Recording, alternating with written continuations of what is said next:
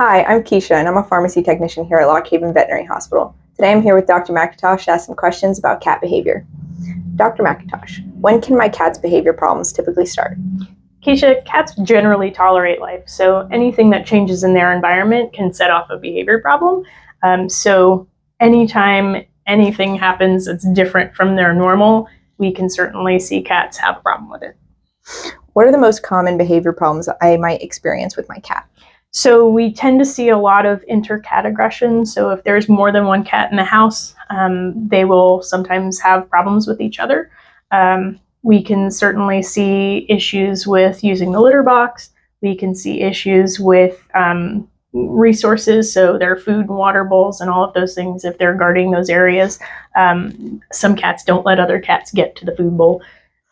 So there's a lot of things that we can see with definitely multi-cat households, but also with just a single cat household, anything that changes in that environment could cause an issue. Why is early detection of my cat's behavior problems important? So cats hide lots of stuff. They really hide a lot of pain. They hide a lot of behavior problems until they can't handle it anymore. And so usually by the time we notice that the cat is having a problem, the cat's been having an issue for a while. My cat has been diagnosed with a behavior problem. Now what?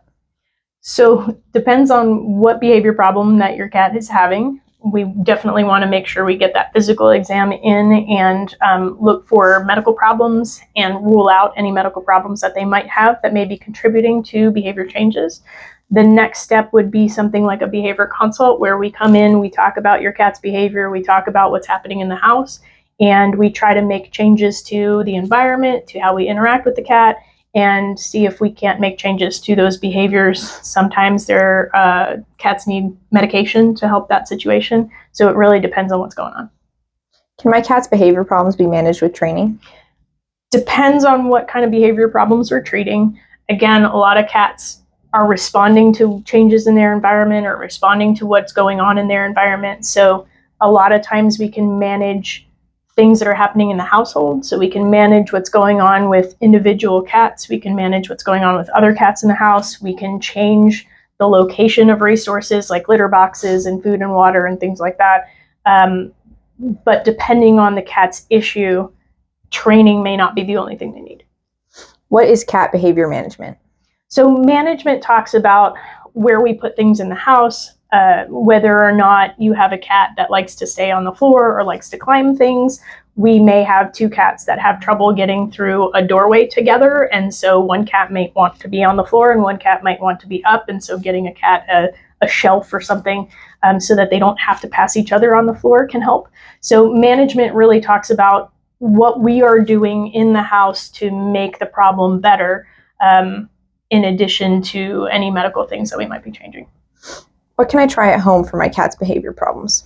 So depending on what the cat's behavior problem is, if it is a litter box issue where we're going outside the litter box, definitely getting a vet involved, making sure there are no medical problems first, and then going to let's add more litter boxes, let's give the cat the benefit of the doubt. Is this the wrong type of litter for them? Is this the wrong type of box for them? Really figuring out what the triggers are for particular behaviors, and seeing if we can eliminate triggers that make a cat do a certain thing. When do I need to seek help for my cat's behavior problems?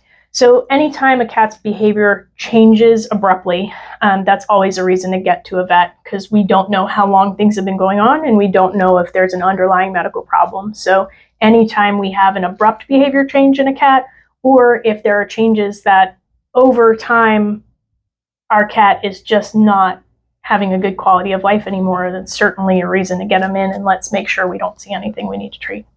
Can my cat's behavior problems resolve on their own?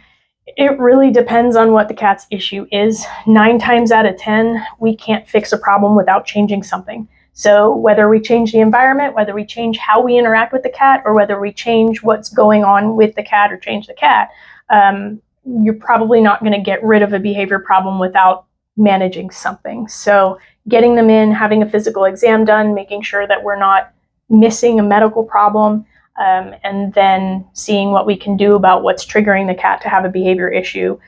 Those would be your steps. Thank you, Dr. McIntosh. Thanks, Keisha. If you have any questions about your cat's behavior or need to get them in for a medical exam, you can give us a call here at Lock Haven Veterinary Hospital. We'd be happy to see you.